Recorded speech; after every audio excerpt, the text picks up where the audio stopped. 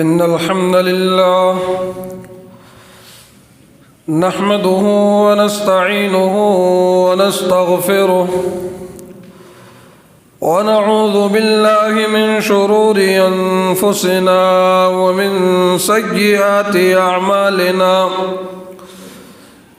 من يهده الله فلا مضل له ومن يضلل فلا هادي له وأشهد أن لا إله إلا الله وحده لا شريك له وأشهد أن محمدًا عبده ورسوله يا أيها الذين آمنوا اتقوا الله حق تقاته ولا تموتن إلا وأنتم مسلمون يا أيها الناس اتقوا ربكم الذي خلقكم من نفس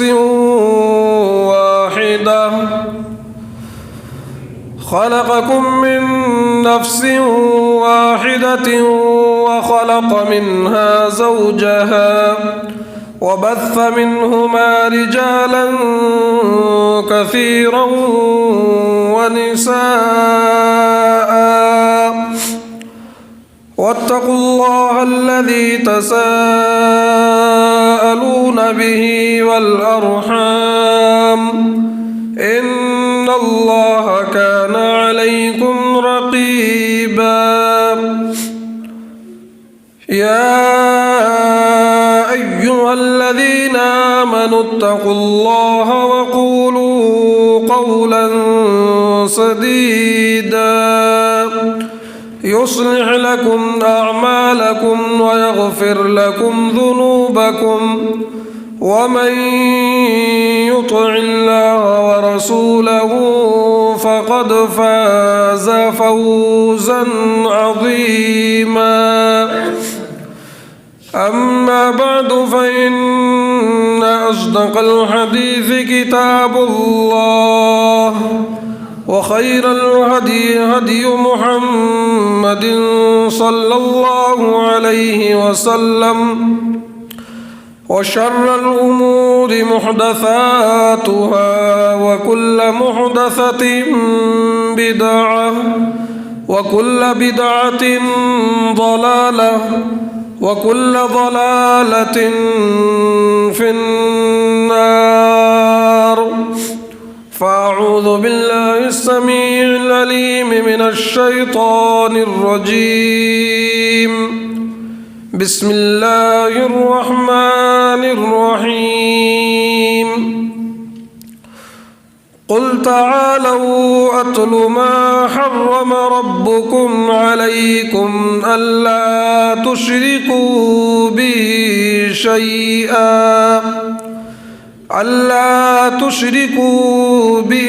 شيئا وبالوالدين إحسانا وقال تعالى في موضع آخر وقضى ربك ألا تعبدوا إلا إياه وبالوالدين إحسانا برادران इस्लाम हाज़रीन जुमा बुज़ुर्गों पर्दानशीन ख़वातीन माओ और बहनों हर तरह की बड़ाई बुज़ुर्गी अल्लाह तबारक व ताला के लिए है जो हमारा खालिक व मालिक मुरब्बी और पालनहार है। दरूद व सलाम का नुज़ूल हो तमाम अम्बिया पर खुसूसन हमारे आखिरी नबी जनाब मुहम्मदुर रसूलुल्लाह सल्लल्लाहु अलैहि वसल्लम पर।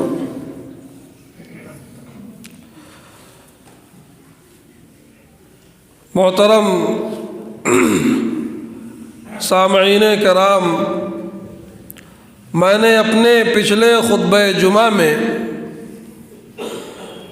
جس آیت کی تلاوت کی تھی اسی آیت کی تلاوت میں نے آج بھی کی ہے۔ پچھلے خطبہ جمعہ میں نے بتلایا تھا کہ اس آیت کے اندر اللہ تبارک و تعالیٰ نے 5 وصیتوں کا تذکرہ کیا ہے۔ ان 5 وصیتوں میں سے جو پہلی وصیت تھی اس پر میں نے تفصیلی گفتگو کی تھی اور میں نے یہ وعدہ کیا تھا کہ اگلی جو وصیت ہے اس پر آنے والے خطبہ جمعہ میں تفصیلی گفتگو کروں گا۔ آج کے خطبہ جمعہ میں اللہ تبارک و تعالیٰ نے اس آیت کے اندر جس دوسری وصیت کا تذکرہ کیا ہے وہ ہے اطاعت الوالدین، ماں باپ کے ساتھ حسن سلوک کرنا، ماں باپ کی خدمت کرنا۔ اسی دوسری وصیت سے متعلق تفصیلی گفتگو کروں گا۔ اللہ تبارک و تعالیٰ سے دعا کرتے ہیں کہ اللہ تعالیٰ ہمیں قرآن و حدیث کے مطابق باتیں کرنے کی اور ہم سب کو اس پر عمل کرنے کی توفیق عطا فرمائے۔ برادران اسلام، آئیے دیکھتے ہیں اللہ تبارک و تعالیٰ والدین کے متعلق ہمیں کس بات کی وصیت کرتا ہے۔ فرمایا اللہ تعالیٰ نے قُلْ تَعَالَوْا أَتْلُ مَا حَرَّمَ رَبُّكُمْ عَلَيْكُمْ، اے نبی پاک آپ کہہ دیجئے کہ آئیے میں تمہارے سامنے ان چیزوں کو پڑھ کر کے سناتا ہوں جن چیزوں کا تاکیدی حکم اللہ تبارک و تعالیٰ نے تمہارے لیے فرمایا ہے۔ اللہ تشرکوا بہ شیئا، کہ تم اللہ تبارک و تعالیٰ کے ساتھ کسی کو شریک نہ ٹھہرانا، یہ پہلی وصیت ہے۔ وبالوالدین احسانا، اور والدین کے ساتھ ماں باپ کے ساتھ حسن سلوک کرتے رہنا، ان کی خدمت کرنا، ان کی فرما برداری کرنا، یہ دوسری وصیت ہے۔ آپ قرآن مجید کی تلاوت کریں گے تو قرآن مجید کے اندر اللہ تبارک و تعالیٰ نے جہاں جہاں اپنی عبادت، اپنی بندگی اور اپنی فرما برداری کا حکم دیا ہے، اس کے فوراً بعد اللہ تبارک و تعالیٰ نے والدین کی خدمت کا حکم دیا ہے۔ جیسا کہ یہ آیت جس کی میں نے تلاوت کی، اللہ تشرکوا بہ شیئا وبالوالدین احسانا، اللہ تبارک و تعالیٰ نے اپنی وحدانیت کی دعوت دی، اپنی عبادت اور بندگی کا حکم دیا، اس کے فوراً بعد حکم دیا کہ والدین کے ساتھ حسن سلوک کرو۔ اسی طرح سے آپ دیکھیں اللہ تعالیٰ نے قرآن مجید کے اندر دوسرے مقام پر ارشاد فرمایا، وَاعْبُدُوا اللَّهَ وَلَا تُشْرِكُوا بِهِ شَيْئًا وَبِالْوَالِدَيْنِ إِحْسَانًا، اللہ تبارک و تعالیٰ کی عبادت و بندگی کرو، اس کے ساتھ کسی کو شریک نہ ٹھہراؤ، وَبِالْوَالِدَيْنِ إِحْسَانًا، اور والدین کے ساتھ بہترین سلوک کرو، ماں باپ کی خدمت کرو۔ اسی طرح سے 15ویں پارے کے اندر سورہ بنی اسرائیل کے اندر اللہ تبارک و تعالیٰ نے اسی چیز کا حکم دیتے ہوئے ارشاد فرمایا، وَقَضَىٰ رَبُّكَ أَلَّا تَعْبُدُوا إِلَّا إِيَّاهُ وَبِالْوَالِدَيْنِ إِحْسَانًا، آپ کے رب نے یہ فیصلہ کر دیا کہ اللہ تبارک و تعالیٰ کے علاوہ کسی کی عبادت، کسی کی بندگی نہ کرو، وَبِالْوَالِدَيْنِ إِحْسَانًا، اور والدین کے ساتھ، ماں باپ کے ساتھ بہترین سلوک کرو۔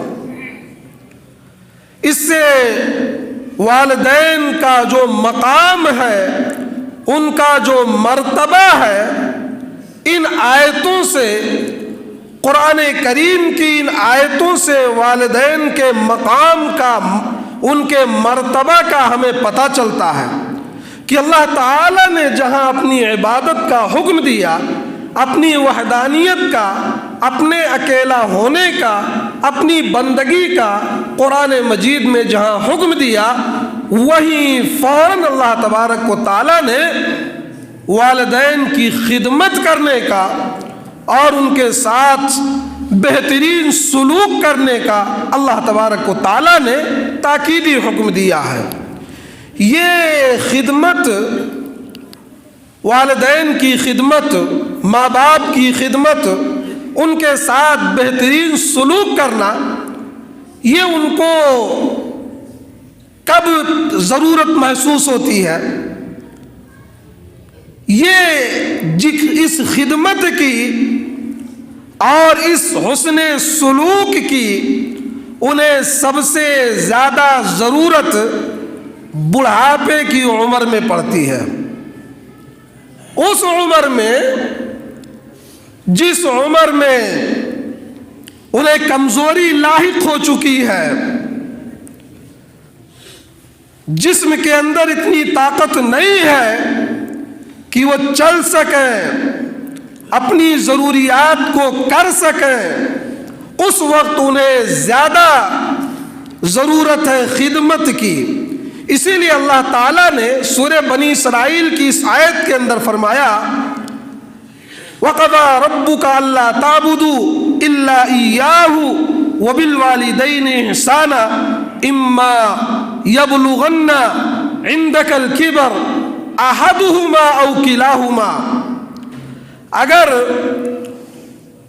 ان دونوں میں سے کوئی ایک یا دونوں بڑھاپے کی عمر کو پہنچ جائیں، اما یبلغن عندک الکبر احدہما او کلاہما، اور قرآن کریم کی جو ترتیب ہے، اس خاص طور پر اس آیت کی جو ترتیب ہے، کتنا بلیغ اللہ تبارک و تعالیٰ نے اس آیت کی ترتیب اور کلمات کی جو ترتیب ہے، اللہ تعالیٰ نے کہا اما یبلغن عندک الکبر احدہما، ان دونوں میں سے کوئی ایک، او کلاہما یا دونوں، یہ نہیں کہا کلاہما او احدہما، دونوں یا ایک، اللہ تعالیٰ نے کہا احدہما، ان دونوں میں سے ایک، پھر فرمایا او کلاہما یا دونوں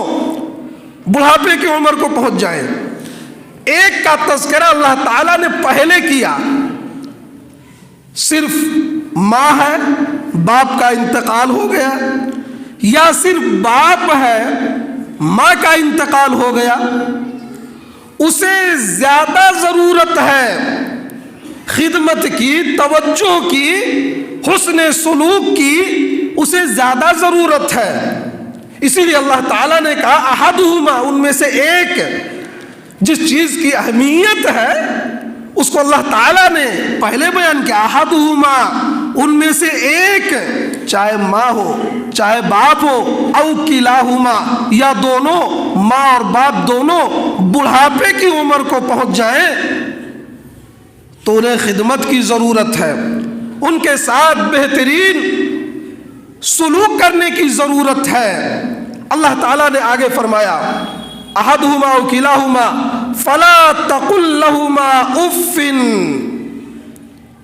خدمت تو کرنا ہی کرنا ہے، ان کے ساتھ بہترین سلوک کرنا ہی کرنا ہے، اب اگر ان کی طرف سے کوئی ایسی حرکت سرزد ہو جائے، کوئی ایسی بات بول دے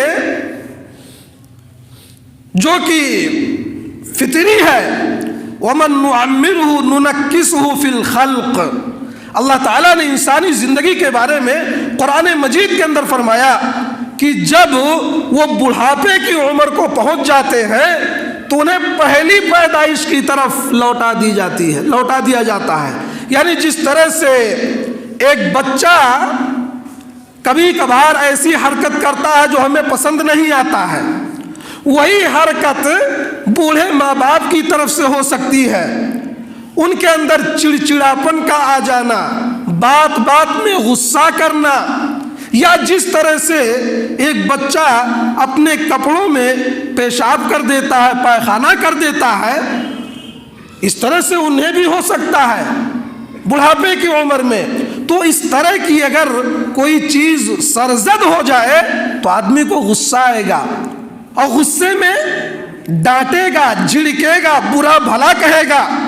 اللہ تعالیٰ نے روک دیا، فلا تقل لہما اف، آپ انہیں ان دونوں کو اف تک نہ کہو، ولا تنہرہما، اور ان دونوں کو ڈانٹو نہیں، ان دونوں کو جھڑکو نہیں۔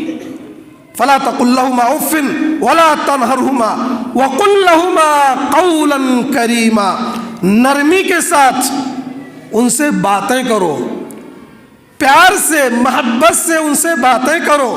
جس طرح سے بچپن میں ایک بچہ اس طرح کی حرکت کرتا ہے، اسے پیار سے سمجھاتے ہیں، اس کے ساتھ بہترین سلوک کرتے ہیں، اسی طرح سے فرمایا وَقُلْ لَهُمَا قَوْلًا كَرِيمًا، ان سے نرمی کے ساتھ بات کرو، گفتگو کرو۔ وَاخْفِضْ لَهُمَا جَنَاحَ الذُّلِّ مِنَ الرَّحْمَةِ، اور ان کے اوپر نرمی کے بازو کو پھیلا دو۔ جس طرح سے بعض مفسرین نے لکھا اس آیت کی تفسیر میں کہ جس طرح سے ایک پرندہ اپنے پر کو اپنے چوزوں پر پھیلا دیتا ہے اور اپنے پر کے اندر اپنے چوزوں کو چھپا لیتا ہے ہر طرح کی تکلیف سے بچانے کے لیے، اسی طرح سے تمہارا سایہ ان کے اوپر رہے۔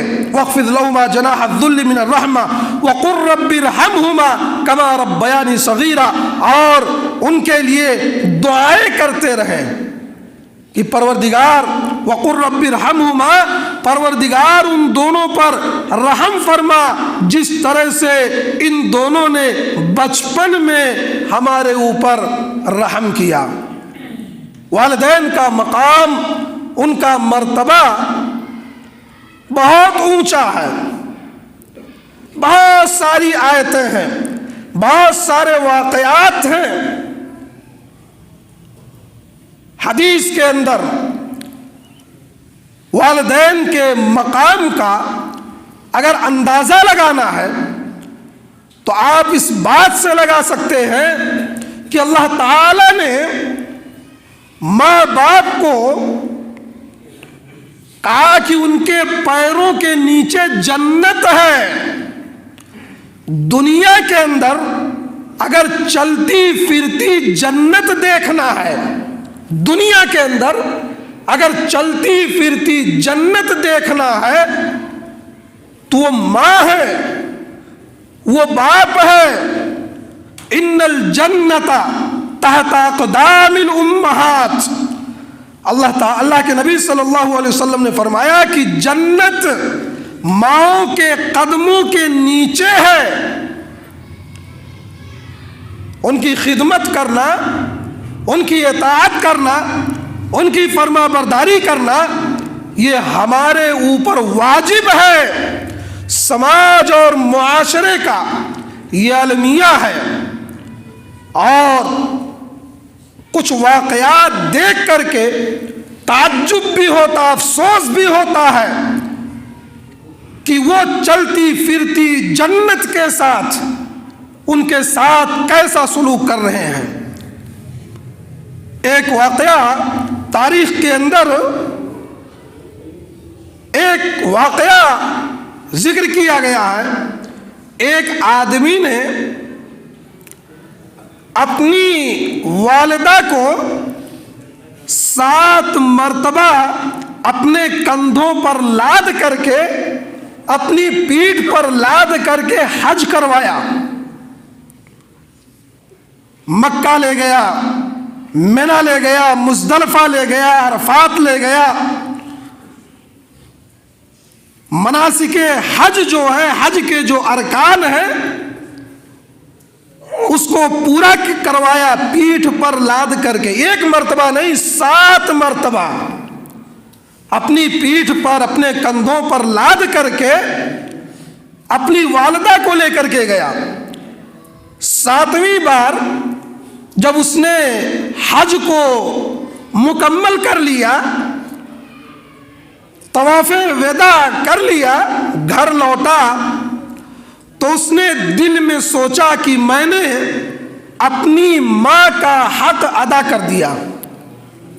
7 مرتبہ پیٹھ پر کندھوں پر لاد کر کے حج کروایا، آخری مرتبہ جب لوٹا تو اس نے دل کے اندر یہ سوچا کہ میں نے اپنی ماں کا حق ادا کر دیا۔ رات کو سویا، خواب دیکھتا ہے کہ اس کے پاس ایک آدمی آیا ہے اور وہ کہہ رہا ہے کہ تم نے یہ سوچ لیا کہ تم نے اپنی ماں کا حق ادا کر دیا ہے، کیا تمہیں معلوم نہیں کہ تمہارے بچپن میں ایک مرتبہ ٹھنڈی کے موسم میں تم نے بستر پر پیشاب کیا اور تمہاری ماں نے تمہارے کپڑے کو بدلا، اس گیلے بستر میں خود سو کر کے اس نے رات گزارا اور تمہیں اس پیشاب سے، اس ٹھنڈی جگہ سے تمہیں الگ کیا، یہ تمہیں یاد ہے؟ کہا کہ اس رات کو ماں نے جو تکلیف برداشت کیا، اس ایک رات کو تم نے 7 مرتبہ پیٹھ پر لاد کر کے حج کروایا اور یہ سوچ رہے ہو کہ ہم نے ماں کا حق ادا کر دیا۔ کہا کہ اس رات ماں نے جو تکلیف برداشت کیا، خود گیلے بستر میں سوئی اور تمہیں پیشاب سے اور گیلے بستر سے الگ کیا۔ کہا اس ایک رات جو تمہاری ماں نے تکلیف برداشت کیا، اگر تم پوری زندگی اپنی پیٹھ پر لاد کر کے حج کرواتے رہو تو اس ایک رات کا حق ادا نہیں کر سکتے ہیں۔ یہ ہے ماں کا مقام، یہ ہے والدین کا مقام۔ واللہ سماج میں، معاشرے میں دیکھیں، ابھی تک تو ہم سنتے تھے، ذاتی طور پر ہم سنتے تھے کہ جو فارن کنٹریاں ہیں، فارن ملک ہیں، وہاں پر بردھا آشرم بنا ہوا ہے، اولڈ ہاؤسز بنے ہوئے ہیں۔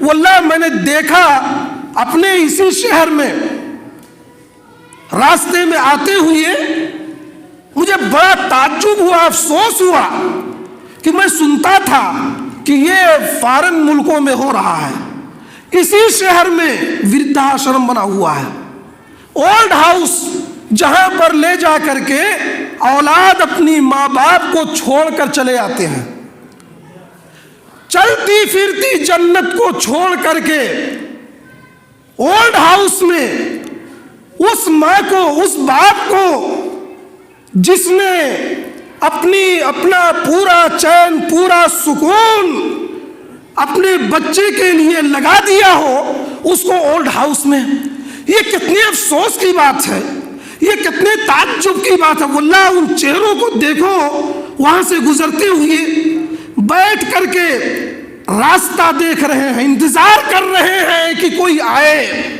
یہ سماج اور معاشرے کو کیا ہو گیا؟ یہ سماج اور معاشرے کو کیا ہو گیا؟ چلتی پھرتی جنت کے ساتھ یہ کیسا سلوک ہو رہا ہے؟ صحابی رسول حضرت علقمہ رضی اللہ تعالی عنہ کے بارے میں آتا ہے کہ ان پر جب مرض الموت کا وقت آیا، سکرات الموت میں مبتلا ہوئے، تو ان کی زبان سے کلمہ شہادت نہیں ادا ہو رہا تھا، کلمہ شہادت نہیں ادا کر پا رہے تھے۔ صحابہ نے دیکھا پریشان ہوئے، نبی پاک صلی اللہ علیہ وسلم کے پاس گئے، کہا کہ اللہ کے نبی صلی اللہ علیہ وسلم، حضرت علقمہ کی زبان سے کلمہ شہادت نہیں ادا ہو رہا ہے۔ کہا کہ پتہ کرو کیا ان کے والدین زندہ ہیں؟ صحابہ کرام گئے، پتہ کیا، کہا ہاں ان کی والدہ زندہ ہے۔ اللہ کے نبی صلی اللہ علیہ وسلم حضرت علقمہ کی والدہ کے پاس گئے اور کہا کہ علقمہ کے بارے میں آپ کا کیا کہنا ہے؟ والدہ نے کہا کہ وہ آپ کے صحابی ہیں، نماز روزے کے پابند ہیں، اچھے ہیں۔ اللہ کے نبی صلی اللہ علیہ وسلم نے کہا کہ یہ نہیں، میں یہ پوچھ رہا ہوں کہ کیا تم علقمہ سے ناراض ہو؟ کہا ہاں۔ ماں نے کہا کہ ہاں مجھے ناراضگی ہے۔ کہا کس وجہ سے؟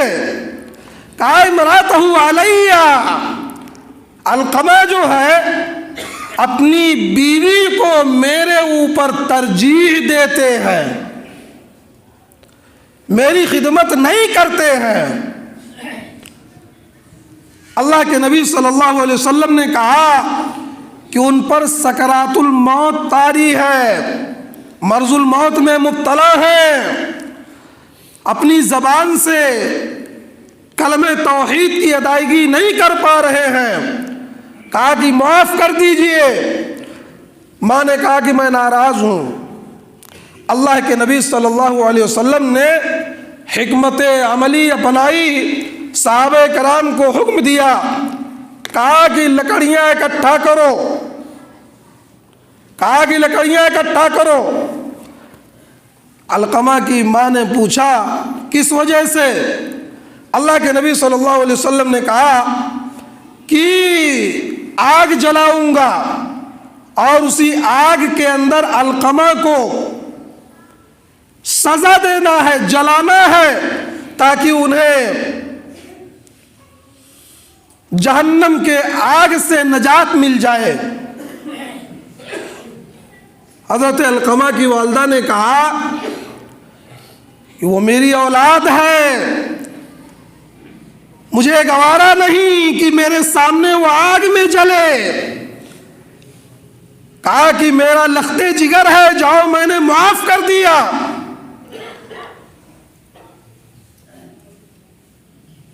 کہا کہ میں نے معاف کر دیا۔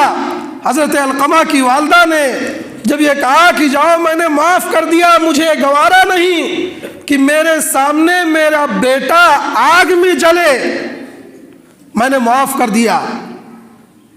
جب والدہ نے معاف کیا تب جا کر کے حضرت علقمہ کی زبان سے کلمہ شہادت کی ادائیگی ہوئی۔ ہم اور آپ کتنی تکلیفیں دے رہے ہیں، ہم اور آپ کتنی تکلیفیں دے رہے ہیں۔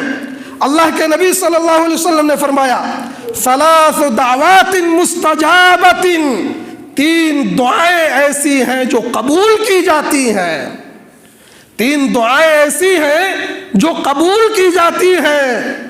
انہی میں سے ایک ہے دعوت الوالد لولدہ، والد کی دعوت، والدین کی دعا اپنی اولاد کے لیے، والدین کی دعا اپنی اولاد کے لیے، والدین اپنی اولاد کے لیے جو دعائیں کرتے ہیں وہ دعائیں قبول کی جاتی ہیں۔ اور والدین اپنی اولاد کے حق میں کبھی بھی برا نہیں چاہتے ہیں، والدین اپنی اولاد کے حق میں کبھی بھی برائی نہیں چاہتے ہیں۔ سماج اور معاشرے میں والدین کی خدمت کو لے کر کے جو یہ باریاں لگائی جاتی ہیں کھلانے کے لیے، ان پر خرچ کرنے کے لیے، یہ جانتے ہیں یہ کس وجہ سے ہے؟ ایک بات میں یہاں بتا دوں، اگر کسی کے پاس کئی ایک اولاد ہے، اگر کسی کے پاس کئی ایک اولاد ہے تو تو فطری طور پر یہ دل کا معاملہ ہے. فطری طور پر والدین کو کسی ایک اولاد کے کسی ایک بچے کے ساتھ محبت زیادہ ہوگی. یہ فطری ہے. اگر کئی اولاد ہیں, ان میں سے کسی ایک کے ساتھ ماں باپ کا لگاؤ زیادہ ہے, کسی ایک کو زیادہ مانتے ہیں, محبت کرتے ہیں, تو باقی اولاد کو اعتراض نہیں ہونا چاہیے. باقی جو اولاد ہیں ان کو اعتراض نہیں ہونا چاہیے کہ ہمارے والدین فلاں بھائی کو زیادہ محبت کر رہے ہیں, کیونکہ یہ جو محبت کا معاملہ ہے یہ دل کا معاملہ ہے, اور دل پر اللہ تبارک و تعالیٰ کا کنٹرول ہے, ہمارا اپنا کنٹرول نہیں ہے. محبت کر سکتے ہیں. کئی اولاد ہیں, کسی ایک بچے کے ساتھ محبت زیادہ ہو سکتی ہے, لیکن یہیں پر اللہ کے نبی صلی اللہ علیہ وسلم نے والدین کو تاکید فرمائی ہے, اتقوا اللہ وعدلوا بین اولادکم. اللہ تبارک و تعالیٰ سے ڈرو اور اپنی اولاد کے درمیان عدل و انصاف کرو. دنیا کے معاملے میں, پراپرٹی کے معاملے میں, جائیداد کے معاملے میں, کھیت کھلیان کے معاملے میں انصاف کرنا ہے, عدل و انصاف سے کام لینا ہے. اگر کوئی خدمت نہیں کر رہا ہے تو اس کے خدمت نہ کرنے کی سزا اور گناہ وہ پائے گا, لیکن آپ کی طرف سے بے ایمانی نہیں ہونی چاہیے, آپ کی طرف سے عدل و انصاف ہونا چاہیے دنیا کے معاملے میں, پراپرٹی کے معاملے میں.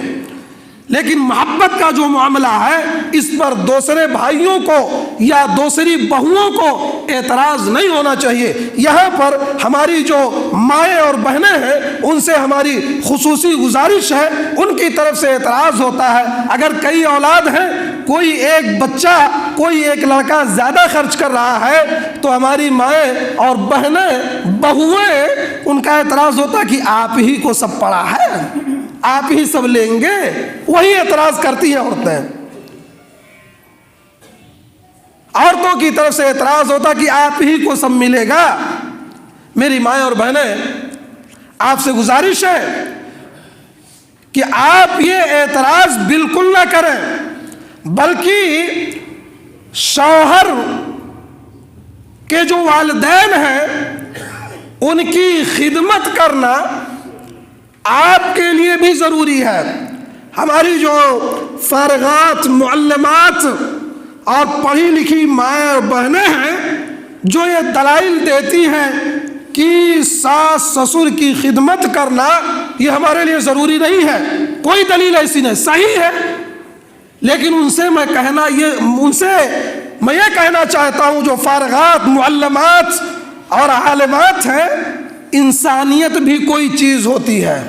بحیثیت انسان ہونے کے, بحیثیت ابن آدم ہونے کے, شوہر کے والدین کی آپ خدمت کریں بحیثیت انسانیت کے. اور دوسرے یہ کہ شوہر کی اطاعت کرنا بیوی پر فرض ہے. اگر آپ کا شوہر آپ کو حکم دے تو اس حکم کی تابع داری کرنا, اس کی فرما برداری کرنا آپ کے لیے ضروری ہے. اس لیے میری مائیں اور بہنیں اور جو بہویں ہیں وہ یہ سب اعتراض نہ, اور ان سے یہ بھی کہنا چاہتا ہوں کہ آپ تھوڑی دیر کے لیے اپنے آپ کو اس جگہ میں رکھیں. آپ کو بھی کسی دن اس عمر کو پہنچنا ہے, اور اس عمر کو پہنچ کر کے آپ کو بھی ضرورت پڑے گی خدمت کی. آپ کا اپنا بیٹا اگر اس وقت اس طرح سے کرے گا تو کیا آپ کو اچھا لگے گا؟ بالکل نہیں. اس لیے آپ کا یہ کہنا کہ شریعت میں ہمارے اوپر کوئی ایسی دلیل نہیں ہے جس دلیل کی بنیاد پر ہم شوہر کے والدین کی خدمت کریں, یہ آپ کا کہنا صحیح نہیں ہے. تو میری ماؤں اور بہنوں کی طرف سے جو اعتراض ہوتا ہے اور جس اعتراض میں پڑھ کر کے بھائی بھائی سے الگ ہو رہا ہے یا ہسکا کر رہا ہے, حسکے میں کہ فلاں نہیں خدمت کر رہا ہم نہیں کریں گے، فلاں نہیں کچھ دے رہا ہم نہیں دیں گے، یہ ایسا نہ کریں. یہ ہم اپنا ایمان کمزور کر رہے ہیں یا اپنی ذمہ داری سے ہم دور بھاگ رہے ہیں. ایسا کرنے کی ضرورت نہیں ہے. بہرحال سماج اور معاشرے میں والدین کا بڑا مقام ہے. ان کی خدمت کرنا، ان کے ساتھ حسن سلوک کرنا اور ان کی ضرورتوں کو پورا کرنا، ان کے اوپر خرچ کرنا، یہ اولاد پر ضروری ہے. اور اس اولاد کو بھی ایک وقت آئے گا کہ وہ اس عمر کو پہنچے گا جس عمر کو آج والدین پہنچے ہوئے ہیں اور انہیں سہارے کی ضرورت ہے. تو ضرورت اس بات کی ہے کہ ہم والدین کی خدمت کریں، ان کے مقام کو سمجھیں، ان کے مرتبہ کو سمجھیں. یہی میری تقریر کا خلاصہ ہے. اللہ تعبدوا الا ایاہ وبالوالدین احسانا، اللہ تشرکوا بہ شیئا وبالوالدین احسانا، کہ والدین کے ساتھ حسن سلوک کرو، ان کی خدمت کرو اور ان کے مقام کو، ان کے مرتبہ کو سمجھو. رب العالمین ہم تجھ سے دعا کرتے ہیں کہ تو ہمیں والدین کے مقام، ان کے مرتبہ کو سمجھنے کی توفیق عطا فرما. رب العالمین تو ہمیں والدین کے ساتھ حسن سلوک کرنے کی توفیق عطا فرما. رب العالمین تو ہمیں ان کی خدمت کرنے اور ان کے ساتھ بہترین سلوک کرنے کی توفیق عطا فرما. آمین. بارک اللہ لنا ولکم فی القرآن العظیم ونفعنی وإیاکم بالآیات والذکر الحکیم. انہ تعالی جواد کریم ملک بر رؤوف الرحیم.